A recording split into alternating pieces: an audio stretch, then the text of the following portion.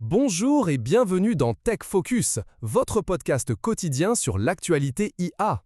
Je suis Claude et je suis accompagné de Maya pour décortiquer une annonce majeure du 5 juin 2025. Salut Claude! Google vient de lancer Gemini 2.5 Pro I.O. Edition avec la version 0.5.06 et c'est révolutionnaire.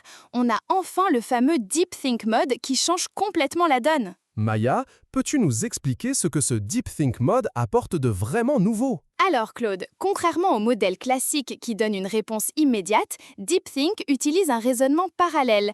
Le modèle explore plusieurs hypothèses simultanément avant de répondre.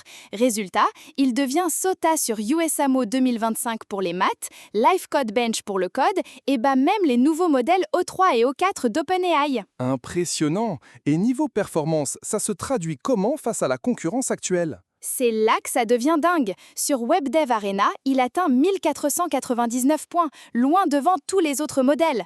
Pour le coding, il score 63,8% sur SW Bench Verified. Et le plus fou, il génère maintenant des web apps complètes et interactives en un seul prompt, avec animation, responsive design, tout. Maya, cette version 0.5.06 apporte quoi d'autre de concret? Excellente question.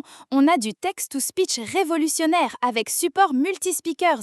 Imagine deux voix différentes dans le même audio, en 24 langues, plus Project Mariner qui est intégré, permettant le computer use directement dans l'API.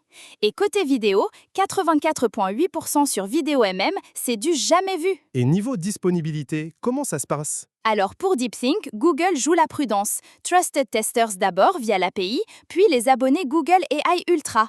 Ils font des évaluations de sécurité poussées avant le déploiement massif. La version standard 0.5.06 est déjà dispo dans l'app Gemini gratuitement. Maya, selon toi, ça repositionne comment Google dans la course à l'IA? Claude, c'est un tournant majeur. Google reprend clairement l'avantage sur le raisonnement complexe et la génération de code.